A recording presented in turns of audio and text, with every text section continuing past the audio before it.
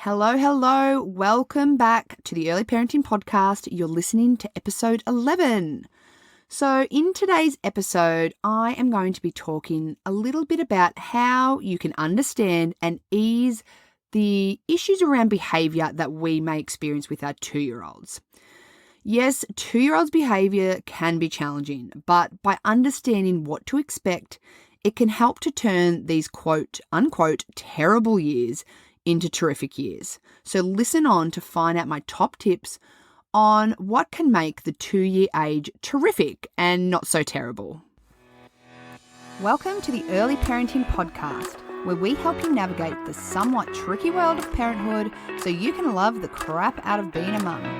I'm your host, Jen Butler, and I'm an early parenting consultant and a mama of 2 busy boys. Join me as I explore all things early parenting and deliver them to you in toddler-friendly, bite-sized lessons because, let's be honest, the toddler is probably smothering pseudo-cream on the wall as we speak.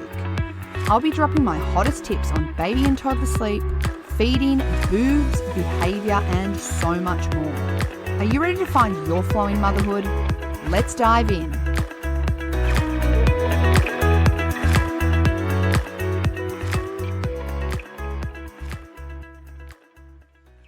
This episode is brought to you today by my free clean sleeping guide that I have on my website.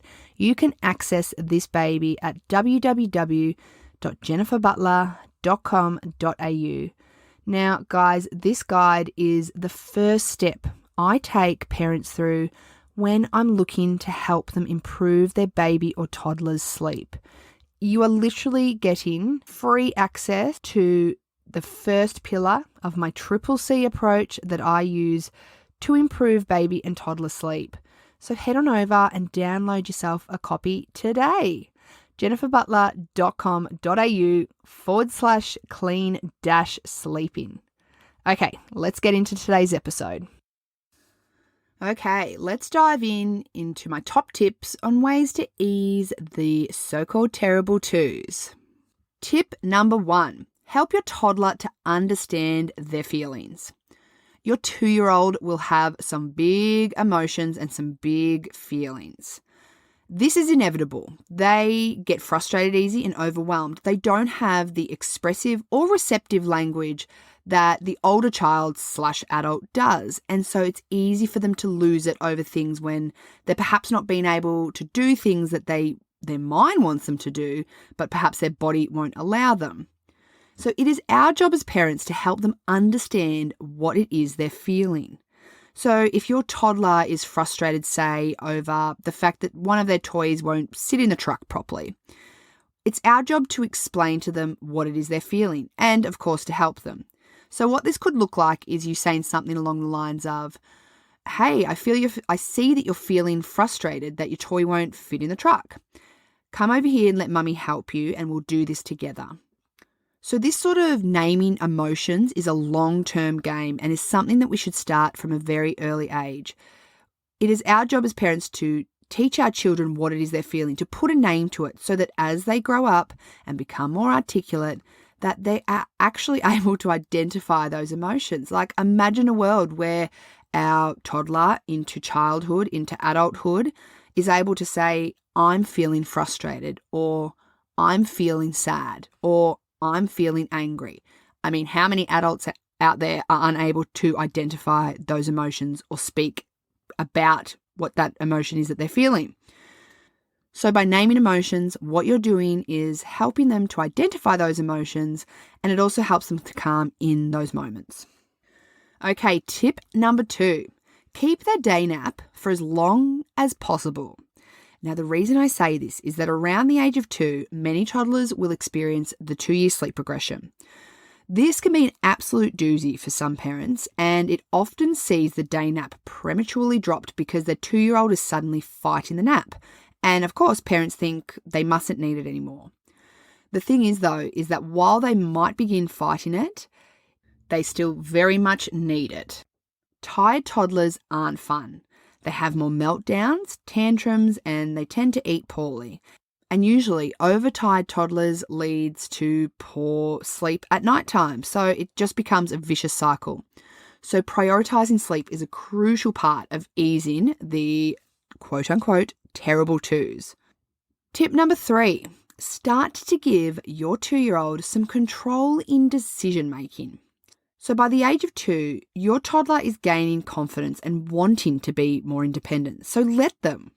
When I'm dressing Ted, who, may I add, is 2.5 at the time of recording this, so I'm very much in the depths of the so-called terrible twos. So what I do when I'm dressing him, for example, is I'll say to him, would you like to wear Spider-Man jocks or do you want to wear Batman jocks? Do you want to wear blue socks or do you want to wear green socks? Do you want a blue bowl or do you want a yellow bowl? You get the gist. So the idea, though, is make sure that you choose 2 desirable outcomes. You don't want to be saying, do you want to hop in the car or don't you, if you want them to hop in the car? Because obviously, if they choose the latter, then you're going to have a tantrum and a fight on your hands. So make sure you're choosing 2 desirable options. And you know what? Your toddler is going to love the choice and love having that independence and say in what their day looks like. Tip number 4, redirection is your best friend. So you can name feelings and help calm your toddler, and some days this will work wonderfully, and in some scenarios it's the perfect thing to do. But sometimes you do just need to redirect a situation.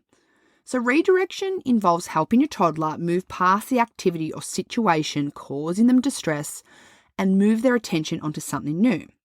For example, I can use an example from this morning. So my older son Max and Ted were both fighting over who sat where on the couch. You know, first world problems here, guys.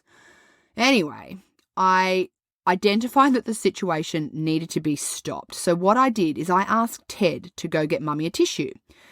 And he loved the idea of being able to go help Mum out. So off he trotted and got me a tissue and, scenario was diffused for 5 minutes anyway. Redirection can work for challenging behaviours like biting, hitting and pinching too, because these are often concerns for parents when their toddler starts to do these things. And it's really troublesome. Max was a huge hitter and it was really hard to deal with. But sometimes when you can't rationalise with a 2-year-old, the best thing you can do is redirect, explain that what they did was wrong, but try and diffuse the situation using redirection. I'll talk more about biting, hitting and pinching in a separate episode because it deserves more than just some brief pointers. Tip number 5, change your mindset.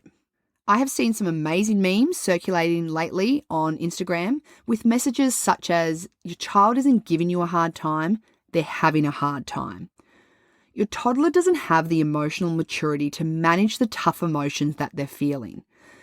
Understanding that they're having a hard time and that it's up to us to help them through their emotions will help to soften your approach during those tough emotions and grant you more patience and acceptance of their behaviour. You won't always feel patient, and that's okay. We don't have to get it right all the time. But just by shifting our mindset that they're not doing something to us, it's just that we need to help them through it, is going to bring you enjoyment of the 2-year-olds when you get in the mind and understand the development and where they're at in terms of development of a 2-year-old. The age of 2 is a wonderful time of your toddler's development. And you know what? I think coming at it from a second-time mum, so I didn't perhaps enjoy it as much as I should have with Max, whereas now with Ted, I can identify that their tantrums and meltdowns are misplaced and that we just need to help them through it. And it's made Ted's year of 2 so much more fun. So I hope that these tips have helped. Anyway, thanks for joining me. I hope you've enjoyed it. I'll see you here again next week. Bye for now. Thank you so much for joining me in today's episode, guys. I hope that you enjoyed it. If you did, please head on over to your podcast streaming app, whether that's Apple or Spotify, and leave me a review. I want this podcast to get to as many ears as possible so that other mums who might be having the same questions as you can find a little bit of information to help their parenting journey along. And you know what? While you're over there leaving a review, please feel free to subscribe so you don't miss a single one of my episodes. And don't forget to hit me up on my socials, Facebook and Instagram, @JemButler Early Parenting. Can't wait to bring you your next episode. I'll see you back here again then.